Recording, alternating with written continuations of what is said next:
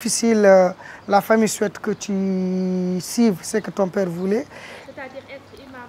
Être imam, être quelqu'un de religion qui enseignant coranique et tout ça.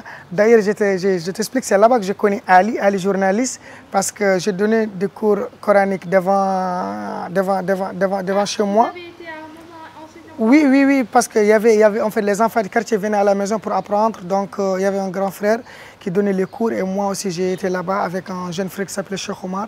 On aidait les enfants du quartier de venir à la maison pour apprendre et j'ai vu Ali, à l'époque Ali, journaliste Radio Mauritanie, il était devant le lycée Elmina, ça je me rappelle c'était en 2009, il posait des questions à des élèves qui n'arrivaient pas à répondre des questions en français et moi j'ai sauté parce qu'on avait des grilles pour juste limiter là où les enfants apprennent le Coran, parce que c'était dans un quartier. Et j'ai sauté les barrières. Je suis venu répondre à toutes ces questions sportives. Après, c'est là où j'ai connu Ali. Et quand j'ai lancé aussi l'association, Ali était la première personne qui m'a invité aussi dans le milieu associatif. D'accord. Avant d'en arriver là-bas, comment était, malgré ces souffrances, malgré cette maladie que vous avez eue et ces voyages que vous avez eu à faire, comment était Ama à sa jeunesse? Turbulent, ouais. Poli? En fait, j'étais turbulent, mais j'étais poli parce que, alhamdoulilah, j'ai toujours respecté les aînés. Mais j'ai été toujours quelqu'un qui refusait des choses, en fait. Genre, dès le bas âge, non, moi, dès le bas âge, j'ai été militant, j'ai été toujours banquette parce que je voyais beaucoup de choses, parce que je suis grandi à Elmina, et Elmina aussi, c'est un quartier dont il y a beaucoup de délinquants et tout, le banditisme et tout ça. Donc, quand tu es faible, parce que nous, la chance qu'on a eue, parce que c'est une maison de maître coranique, donc tous les quartiers nous respectent, mais souvent aussi, il y a cette partie de tchaï-tchaï, des jeunes du quartier qui veulent vraiment tenter de faire des choses, mais aussi dans le quartier, moi, j'étais toujours quelqu'un qui disait non. Toujours, je disais non, mais j'ai grandi quand même. Tout ce que les jeunes du quartier faisaient, aller au Sosim. La plus grande bêtise que vous avez eu à faire étant jeunesse, ou maintenant vous racontez à vos enfants et vous souriez en étant jeune, la plus grande bêtise? La plus grande bêtise que j'ai fait, je suis une fois parti vers marché Sosim. À l'époque, on volait des lidjim, après aller revendre. Et moi, quand je volais, je volais avec des tables de personnes très costauds, mais quand je volais, je ne les ai pas vus. Et là, j'ai pris des nadjés. Donc, quand j'ai pris des nadjés, j'ai mis ça dans une pot tomate, j'ai en train de taper, et le gars, il m'a vu, et il fait semblant, il est venu doucement, il m'a attrapé. Et quand il m'a attrapé, ils ne m'ont pas frappé, ils m'ont mis juste sous la table, comme ça, attaché, ouais, et ils avaient des carottes, des nadjés, toutes les légumes pourris. Et il faut leur thé, chaque minute, 2 minutes, il lance. Et il y a une dame qui est notre voisin, qui a passé, qui m'a vu, il ne sait pas si je suis jaune, si je suis rouge, parce qu'il me frappait qu'avec ça. Donc, c'est des choses aujourd'hui, quand on parle à les jeunes, c'est pour ça qu'on a choisi vraiment de choisir ce métier-là, cette passion d'être défenseur des enfants. Quand est-ce que ça vous est arrivé de dire, alors là, je veux vraiment aider les autres? Moi, dans mon enfance, j'ai toujours été là parce que, alhamdoulilah, je touche du bois, j'ai dit, genre, même dans l'équipe de foot, les jeunes du quartier, en fait, j'étais toujours devant, en fait. Donc, cette leadership était toujours là, même dans le foot, dans le quartier, si on crée des choses. Ouais, ça, alhamdoulilah, j'ai remercié le bon Dieu, machallah. C'était toujours comme ça. C'était toujours que, Padeha Amara, il va faire, il va dire. Donc, alhamdoulilah, Rabbil Alamin. Donc, j'organisais des tournois de foot, je faisais plein de choses. Maintenant, arrivé au moment, là où tout a commencé à changer, c'est quand j'ai perdu ma pièce d'identité. Pendant 5 ans, de 2012, de 2017, je n'ai pas de pièce, ma pièce d'identité mauritanienne. À l'âge de? Bah, je garde plus quand même l'âge de temps, mais... Vous étiez déjà adolescent? Oui, parce que c'était l'époque de l'ex-président Mohamed Abdelaziz. Donc, quand ils ont fait le recensement, parce que j'ai été aussi à l'époque militant de touche pas à ma nationalité, ouais, parce que je voulais toujours que les gens se recensent, les Mauritaniens se recensent, tous les Mauritaniens de toutes les ethnies. Donc à l'époque, j'étais jeune, j'ai été le plus jeune de membres de touche pas à ma nationalité. Mais une fois, ils avaient dit qu'ils vont partir à Inal, et moi j'ai dit à ma mère, je vais passer la nuit à Peka, et je suis parti à Inal. Et c'est là-bas que j'ai perdu ma pièce d'identité. Donc du coup, quand j'ai perdu ma pièce d'identité, à l'époque, ils m'ont supprimé dans le système enrôlement en Mauritanie. Parce que non, j'étais juste à Inal et j'ai perdu ma pièce là-bas. Donc après ça, j'ai fait beaucoup de recul de manifestations dont j'ai été blessé, les discours que je voyais les gens faire passer, beaucoup de choses. Après ça, moi j'étais toujours fan de El Hadj Ndiaye, monsieur El Hadj Ndiaye, tonton El Hadj Ndiaye de la DSTV, parce que je me disais qu'aujourd'hui pour parler, il faut être devant la scène ou devant la télé, des choses comme ça. Et j'avais regardé le documentaire de El Hadj Ndiaye qu'il avait tourné avec Haméli. Il parle de son parcours, de comment il a eu l'autorisation d'ouvrir la télé, comment il a travaillé avec Senghor, avec cette photo qu'il avait fait d'Abdou Diouf, d'Ablaouad. Je vois, mais attends, j'ai dit, attends, comment ce monsieur-là, il a pu travailler avec 3 présidents, hein, mais genre, il n'y a pas de problème en fait. Il a changé beaucoup de choses dans ma vie. Il a commencé vraiment à me donner d'inspiration. Moi, j'ai eu, à part le prophète Mohammed sallallahu alayhi wa sallam, c'est El Hadj Ndiaye qui est mon idole. Idole dans le foot, c'était Ricardo Kaka. Donc, après ça, j'ai compris,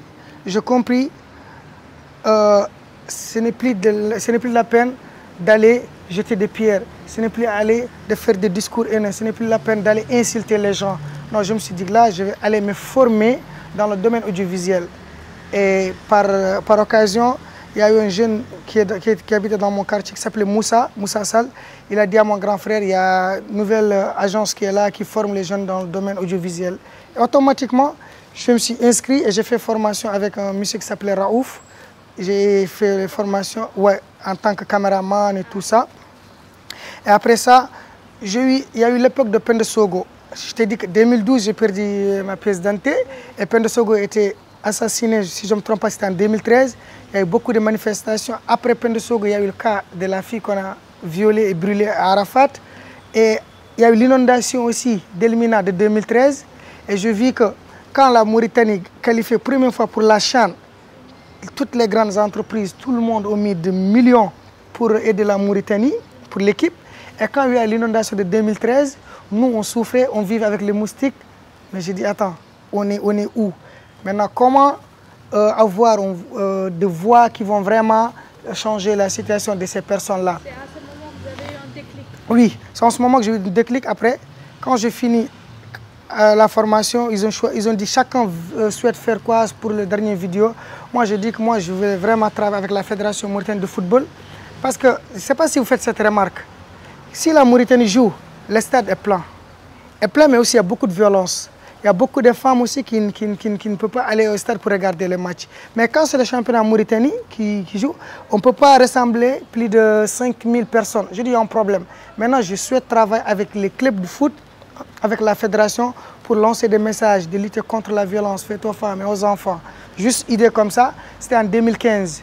Donc ça, quand j'ai fini, on est parti dans les établissements. Vu que moi, à l'époque, je ne parlais pas français bien, je me débrouillais tout. Même là, je ne parle pas bien encore. Je me débrouillais tout. Et quand on est parti dans un établissement, et on a fait première sensibilisation avec des élèves. Et moi, je parlais le français facile que je connaissais. Vous avez intégré la fédération? Non, la fédération, j'ai écrit des lettres à l'époque, mais il n'y a pas de suivi, il n'y a pas eu de réponse et tout ça. J'ai dit que vu que le foot, j'ai pas eu l'occasion de travailler avec les clubs et la fédération, là, je vais aller travailler avec les écoles pour aller juste sensibiliser les élèves pendant l'école, avant, pendant, après. Juste avec des collègues qui faisaient de formation avec moi. Ouais. Et après, on est parti dans 2 établissements et on était bien accueillis. L'équipe qui était avec moi, ils étaient contents. Et le même jour, on est parti dans un autre établissement. Quand on est venu, le directeur nous a dit... Sensibiliser par rapport à quoi? Juste pour lutter contre la violence faite aux femmes et aux enfants. Ce qui s'est passé. Ouais, ce qui s'est passé avec le Penda Sogo et toutes ces... Ouais, moi j'ai eu l'idée. J'ai dit ça à mes collègues, ils m'ont dit pourquoi pas. Donc j'ai toutes ces images. Après, quand on est parti du 3e établissement, on nous a mis à la porte. Et quand on est sorti, les autres commençaient à crier quoi. Non, comment tu nous amènes ici? On nous dit de sortir, nous, comme ça. Mais j'ai dit attendez. On a fait 2 établissements, c'était bien passé. Et là, le troisième, le directeur, il avait donné l'accord. Et on est venu. Il a vu 2 gens. Il dit que non, sortez. Donc là, il n'y a pas de souci. Ouais, après ça, j'ai dit ok. Ça aussi, j'ai appris directement. Quand ça marche, c'est tout le monde. Et quand ça passe pas, Vous êtes seul. je suis seul. Mais n'empêche, vous ne vous découragez. Ouais. Et après, j'ai dit ok. Là, Ils se sont découragés. ils sont découragés. Il y avait juste Satigui qui était là, mais lui aussi, il n'avait pas assez de temps. On a commencé vraiment à changer. Et moi, j'ai continué à prendre des renseignements, à prendre des informations. Et après formation ici, j'ai dit non, là, je vais aller au Sénégal pour connaître formation audiovisuelle. Et quand je suis arrivé à Dakar, j'ai joué au foot. Et en même temps, j'étais dans le domaine audiovisuel. Et j'ai passé en fait, à l'époque, on faisait des entraînements au niveau des parcelles, Gate BCAO. Et je pensais devant l'établissement Sino-Banlieue. Donc, c'est une maison de cinéastes. Donc, quand j'ai passé, le directeur, j'ai passé pour demander comment être un élève ici et tout ça. Dans le cinéma. Dans le cinéma. Vous avez l'idée de... Ouais, ouais. Parce qu'en fait, moi, toujours, le projet que j'ai, je voulais tourner ça en film, quoi. L'idée de lutter contre la violence faite aux femmes et tout ça. Et après, quand je suis venu, le monsieur, il me fait attendre plus d'1 heure de temps, 30 minutes. Je suis là, il rentre dans cette classe, il sort, il vient. Après, il me dit merci de patienter et tout. J'ai dit merci beaucoup. Il me dit vous voulez quoi? Je lui explique. Je voulais continuer la formation audiovisuelle et tout. Après, il me dit les paiements, c'est ça et ça. Vous venez d'où? Je suis de la Mauritanie. Il me dit ah, moi, j'ai fait beaucoup d'années en Mauritanie, c'est un des pays que j'aime. Donc, et j'ai remarqué un truc, vous êtes patient. Donc, à cause de votre patience, je ne veux pas vous faire payer. Donc, comme par miracle, par votre politesse, par la patience, vous n'êtes pas découragé et vous avez eu des formations gratuites. C'est ça qu'il m'a dit. Et comme ça, et moi j'étais en équipement là, je voulais aller m'entraîner. Il m'a dit, je commence tout de suite. J'ai dit, dès qu'il m'a donné cette opportunité, là, il m'a présenté des jeunes là-bas. Et je commence à venir 2 fois par semaine. C'était en quelle année? Là, c'était en 2016. 2 fois par semaine. Au niveau de ICAD, de Ciné-Banlieue. Et il est enseignant au niveau de l'université Cheikh Anta Diop. Il me dit encore, tu dois venir 2 jours à ICAD. Et ils ont aussi notre centre en face. Et donc moi, je pars entre ICAD et Ciné-Banlieue. Je commence à croiser beaucoup de gens mauritaniens. Je me dis, mais attends, il faut ici. Il y a un talibé là, on le connaît en Nouakchott, mais il est là. T'as la mankep d'Abak. Ouais, on me dit mankep d'Abak. Et quand on a le bac, je dis, bah, c'est le bac d'Allah. Et j'ai commencé. Ouais, ouais. Et vu qu'il y avait des élèves qui sont des étudiants, ils ont commencé à me faire visiter les campus. Je venais tout le temps à ICAD et tout ça. Donc là-bas, j'ai appris. En fait, comme j'ai dit, c'est Sénégal qui m'a transformé. C'est Sénégal qui m'a aussi donné cette vision, cette solidarité, cette savoir-vivre. Et d'arrêter les manifestations, des choses, beaucoup de choses. Non, non, non, non. Franchement, le Sénégal m'a transformé. Et quand on m'a donné 15 jours de vacances pour venir en Mauritanie, je suis venu pour 15 jours. Et quand je suis venu en Mauritanie, j'ai vu les jeunes du quartier, je les ai venus, on va essayer de créer un truc comme ça, juste une activité pour faire sensibiliser les gens qui violent les femmes et les enfants et tout ça. Ils m'ont dit, ok, pas de souci. On a commencé à récolter des fonds, on a eu des arnaqueurs qui nous disent ils vont nous amener Canal+, on ne va pas payer. 2 jours avant l'événement, le monsieur il fit. Ouais, il fait avec notre argent. Et là, l'activité, les gens me disent que je suis sénégalais, je suis triant. Donc il dit qu'il va rentrer bientôt. Donc là, si il ne fait pas l'activité, ça veut dire qu'il a mangé notre argent. Alors qu'il n'y avait pas d'argent. Donc, après on a fait des assainissements, on a eu 240 000 en seule journée. Parce qu'il y avait des trous au bord du goudron dont les voleurs venaient les 18h au Carrefour Yarsar pour piquer les sacs. Alors les gens étaient fatigués, ils attendaient que les gens vont régler ça. Nous, on a fait ça. Donc du coup, on a fait l'activité le lendemain, samedi. C'était juste, en fait, j'ai créé un mouvement qui s'appelle MLV, Mouvement pour aller contre la violence, ou MLV. Donc après, j'ai pris le thème, la Mauritanie dit non, viol fait aux femmes et aux enfants. On a fait l'activité. Dans ce quartier-là où on a fait, il n'y a eu jamais d'activité sans bagarre ou sans de violence. Et ces jours-là, c'était pacifique, masha'Allah. Et moi, j'ai dit à les jeunes, après-demain, je vais retourner au Sénégal parce que j'avais que 15 jours. Et c'est là où tout a commencé. Il va faire avec votre argent. Il va faire cela, il va faire cela, il va faire ça, il va faire ça. et j'ai resté 1 année 6 mois sans sortir de Nouakchott. Donc vous n'avez pas continué votre formation?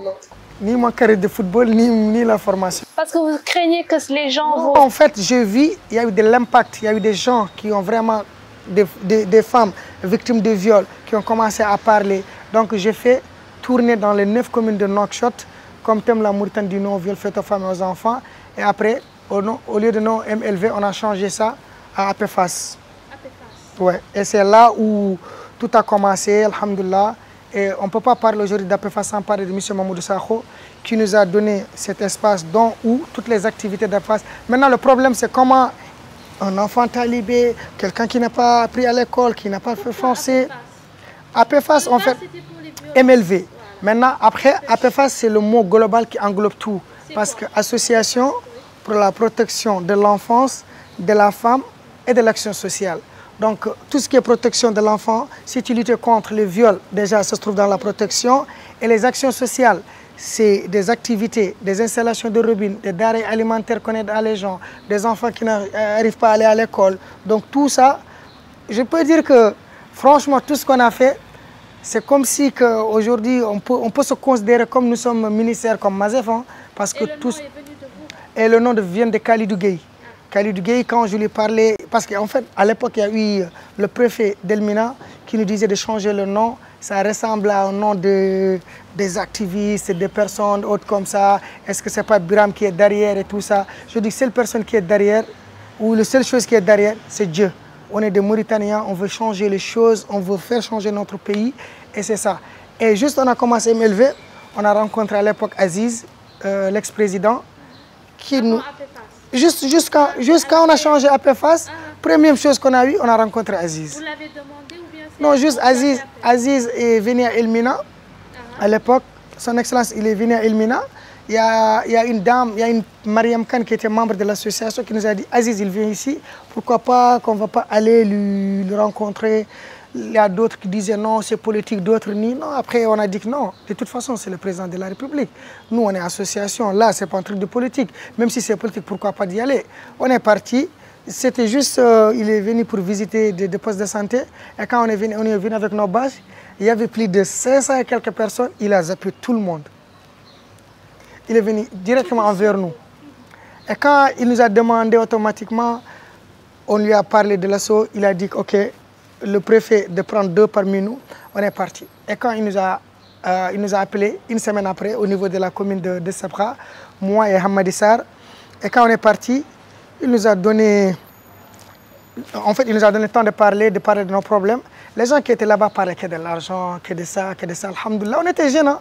C'était 2 ans d'expérience, 1 année et quelques d'expérience d'association et tout, et on a parlé des problématiques des gens. Je lui dis qu'aujourd'hui, ce que nous on fait, c'était le rôle de la commune. Parce qu'on aide les gens, on donne les cours à les gens. On a parlé beaucoup de choses. Et après, première chose, même si c'était dans le programme d'Aziz à l'époque, on lui a parlé d'éclairage public, surtout à Elmina.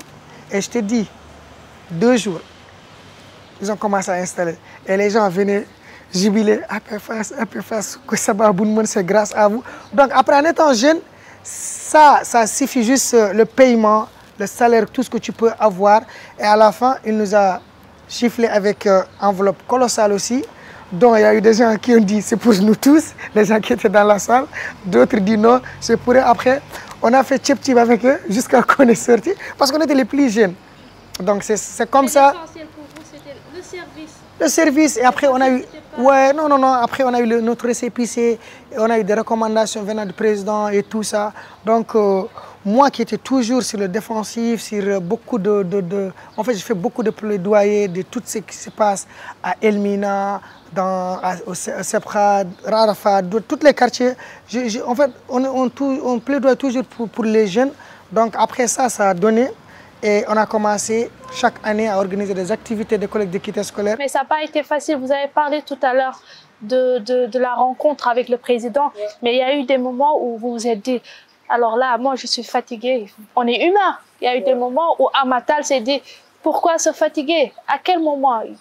Moi, en fait, je peux dire, à APFAS, j'ai démissionné 2 fois. Genre, en fait, quand à chaque fois on renouvelle la présidence de l'association, le bureau et tout ça. Donc, la présidence est renouvelée. Bien sûr, bien sûr. Maintenant, après moi, il y a des moments, je dis qu'il faut qu'on change de président, mais après, ça retombe sur moi. Alhamdoulilah, merci pour la confiance. Mais il y a eu 8 mois, j'avais dit que là, à l'association, je prends pause pour 1 année ou pour 2 ans. Merci beaucoup, la vie associative. Je vais aller vraiment me reposer un peu sur d'autres choses, me concentrer un peu sur... Vous êtes encore jeune? Non, je suis encore jeune. Tu sais qu'au niveau de l'association, nous ne sommes pas salariés.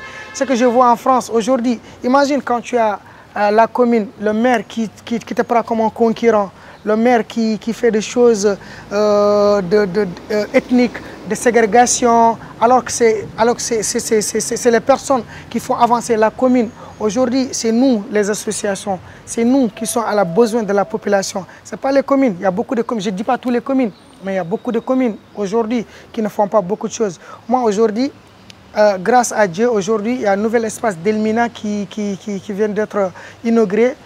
Et la délégation et aussi au niveau du ministère de la Jeunesse, ils m'ont facilité d'avoir l'accès, ils m'ont donné des locaux là-bas.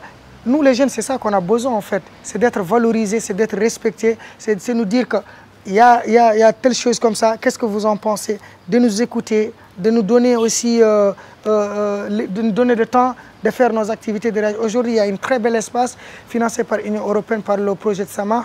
Donc, je suis là-bas, je travaille avec M. Sidat. Toutes choses qu'on fait maintenant, comment animer cet espace. Il y a terrain football, il y a terrain basket, il y a salle de spectacle, il y a salle de conférence.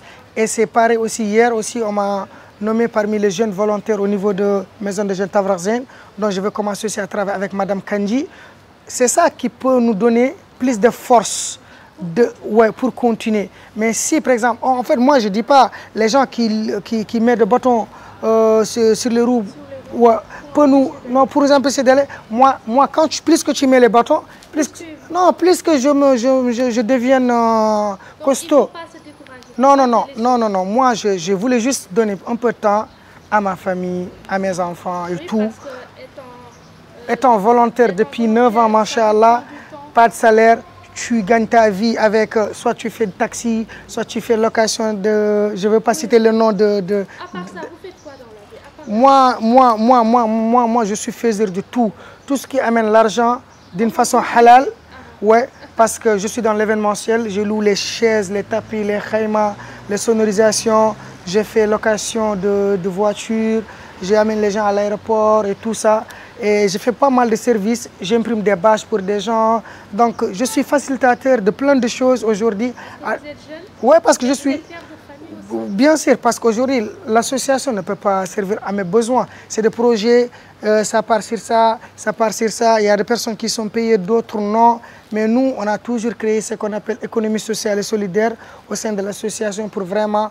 Aujourd'hui, c'est cette occasion que je demande aussi à son Excellence, le Président de la République, dont le ministre de la Jeunesse fait aussi des subventions à les associations de jeunes, mais je souhaite vraiment que ces associations-là soient vraiment reconnues et puissent avoir vraiment aujourd'hui des subventions. Parce qu'aujourd'hui, des associations comme nous, qui sont dans les quartiers, qui donnent des cours d'alphabétisation, qui cherchent des partenaires, qui forment les jeunes, des kits scolaires et tout ça. L'année dernière, on a fait 2000 kits scolaires.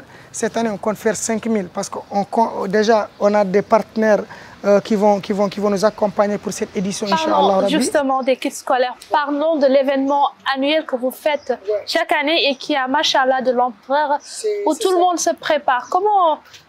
En fait, comme j'ai dit, moi, je n'étais pas à l'école et quand je vois, il y a beaucoup d'enfants, beaucoup de jeunes, soit étudiants. L'année passée, j'étais choqué. Il y a des étudiants qui ont eu leur bac et tout, mais ils n'arrivent pas à avoir le kit scolaire pour aller commencer les cours.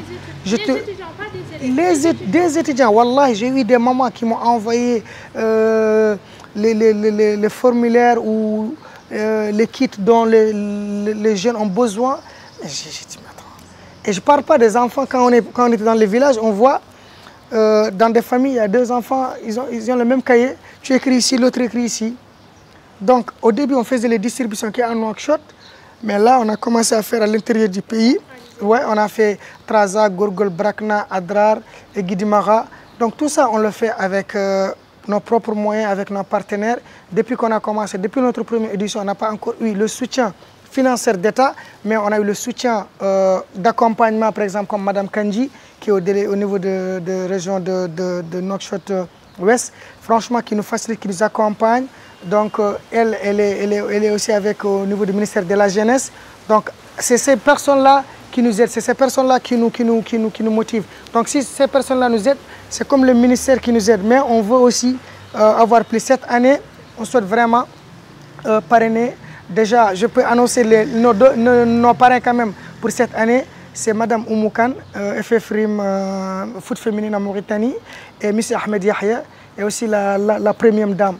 Il y a d'autres parrains qu'on est en train de démarcher, comme El Hadj Ousseynou Diouf, pour qu'il soit l'ambassadeur de cet événement. El Hadj Diouf, ancien international Sénégal. Donc on est en train de travailler avec Madame Oumoukan.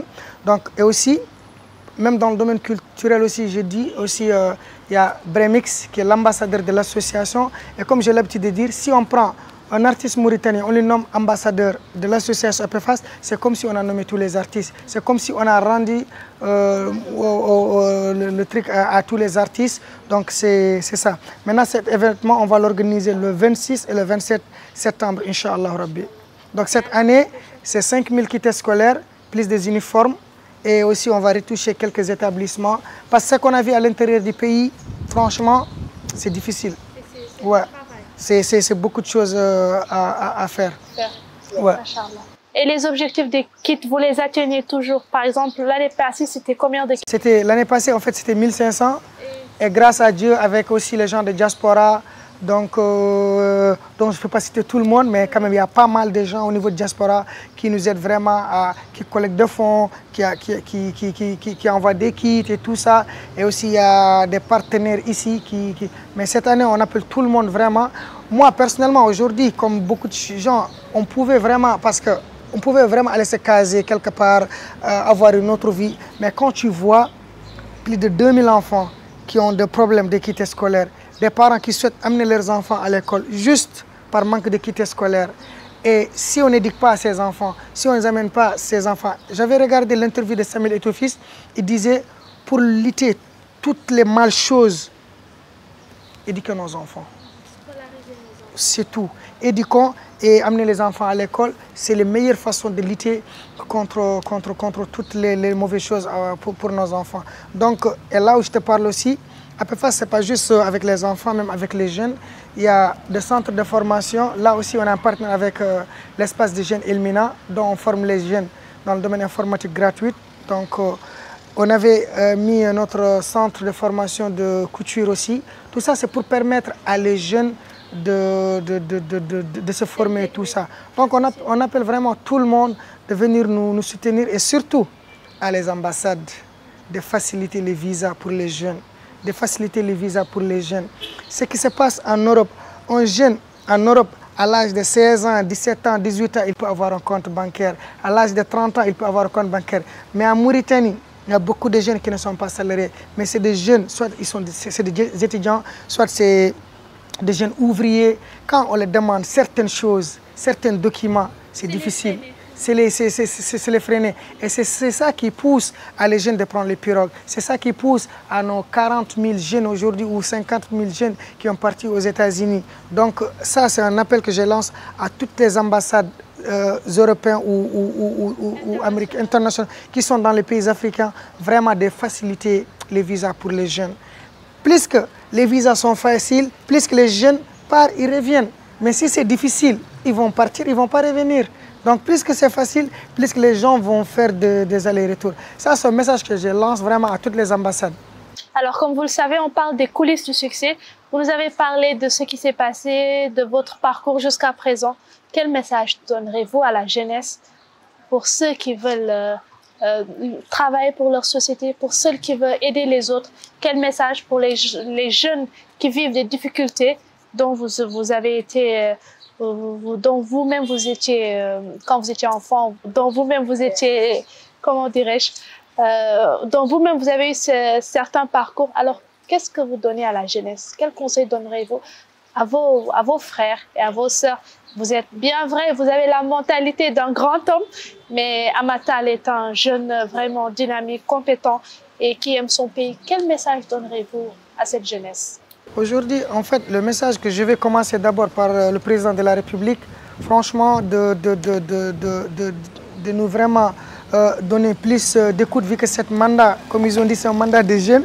Donc je demande vraiment quand même avant tout que le pays soit stable dans tous les sens, qu'aussi que le président ou tout le gouvernement vraiment descend sur le terrain, que ce soit dans les quartiers précaires, que ce soit dans tous les quartiers et à l'intérieur du pays. Ça, c'est un message que je lance vraiment à son excellence de vraiment revoir ça et aider aussi la société civile mauritanienne, surtout ceux qui sont dans les quartiers précaires, parce qu'aujourd'hui, ce qui se passe dans les quartiers, c'est à nous de le dire. Et on demande aussi par la chaîne Sahel TV d'avoir l'audience, soit de rencontrer Première Dame pour cette 7e édition des collectes d'équité scolaire, Inch'Allah, qu'on va organiser le 26 et le 27 septembre, Inch'Allah. Par rapport à les jeunes, moi, aujourd'hui, je peux dire que je suis l'exemple parfait. Quand je dis l'exemple parfait, c'est quelqu'un qui a toujours, qui refusait toujours pas de soumettre à des choses, mais c'est quelqu'un qui dit toujours c'est possible. Moi, si je te dis les coups que j'ai reçus venant de proches, venant des gens que je peux dire que j'ai formés, venant des gens qui APFAS a formé, qu'on avait aidé. Genre, en fait, en termes d'aide, c'est Allah juste qui a fait passer leur chemin sur notre chemin pour qu'on les aide. Mais c'est juste pour dire des gens qu'on a travaillé dans des projets, des gens qui nous ont trahis dans des projets, des gens qui nous ont mis des coups énormes, de coups. Aujourd'hui, moi, je me dis souvent, franchement, j'ai envie de sortir d'ici, j'ai envie de m'éloigner d'ici. C'est parce que je sais que, personnellement, je te dis, hein, j'ai besoin de psychologue. Ça, je te le dis. Franchement, souvent, je reste seul, je pleure. Vous? Moi, personnellement, je reste seul. Vous qui essuyez Moi, quand, devant les gens, je peux être fort. Mais quand je suis seul, souvent, je pleure. Quand je suis seul, je pleure. Pire, des déceptions, pire, des trahisons, pire. Mais ça va pas me faire laisser à ces personnes qui me trahissent, à des personnes qui me font des coups, d'être dans leur bonheur et moi je vais vivre le malheur, jamais. C'est ce message que j'ai dit à les jeunes. Il ne faut pas toujours avoir confiance en tout le monde, mais d'abord avoir confiance en soi et toute personne que tu vas aider dans la vie, fais-le. Fi sabilillah wa rasulihi. N'attends jamais de retour de ça. Si tu veux attendre de retour, parle avec la personne qu'il te paye ou bien vous signez des choses chez le notaire. Désormais, moi, il y a des choses que je vais m'engager avec des gens, je vais aller signer. Ça, il n'y a plus de frères, il n'y a plus de sœurs, il n'y a plus d'amis. Quoi que ce soit. Même si c'est avec mon propre frère, on va aller signer. Parce que, non, j'ai vécu de pires choses. Et aujourd'hui, alhamdoulilah, quand je dis j'ai vécu, je ne suis pas seul en fait. Il y a une association qui est derrière moi. Il y a des hommes, il y a des femmes derrière moi. Et aujourd'hui, je suis leur miroir. Et ces gens, ce que je suis devenu aujourd'hui et la force que j'ai aujourd'hui, c'est ces gens qui m'ont donné ça. Je ne vais pas citer le nom de tout le monde, mais j'ai dit à l'ensemble des membres de l'association APFAS, encore une fois, je vous dis merci. Encore une fois, je vous dis que le combat continue de ce qu'on avait commencé jusqu'à notre objectif, Inch'Allah Rabbi, ça va changer. Pour les jeunes, je les ai dit, je le répète, de toutes les couleurs, de toutes les ethnies, que nous sommes tous des Mauritaniens. Sauvons ce pays, aidons ce pays d'aller en avant. Ne demandons pas de mauvaises choses pour ce pays. N'allons pas sur de mauvaises choses pour notre cher pays. La Mauritanie, c'est la Mauritanie de tout le monde. C'est la Mauritanie de tout le monde. Donc c'est ce message que je vais vraiment lancer à les jeunes, vraiment d'avoir l'amour du pays. Mais comme on dit à chaque fois, Hubbul Watan. Donc il faut qu'aussi le pays nous donne cette chance de l'aimer. Et surtout parce que moi personnellement, je suis un bagarreur, je suis toujours sur le terrain, machallah, avec mon équipe.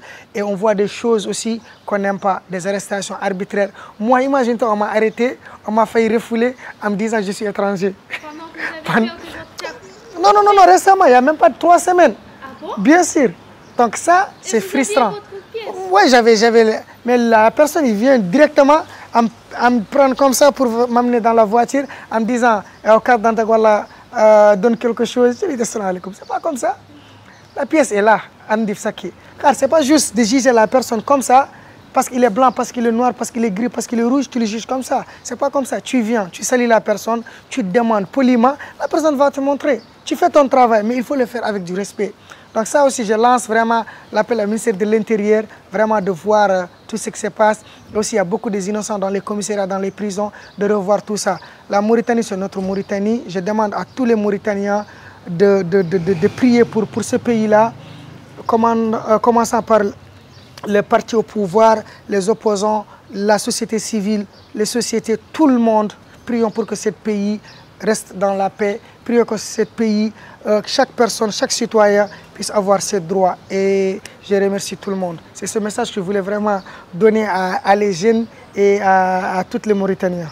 Merci beaucoup Amatal d'avoir accepté notre invitation et merci pour ces témoignages francs. Merci, chers téléspectateurs, de nous avoir rejoints dans les coulisses du succès. Derrière chaque réussite, il y a des sacrifices, des leçons et une histoire vraie. Rendez-vous au prochain épisode pour un nouveau parcours inspirant. À très bientôt.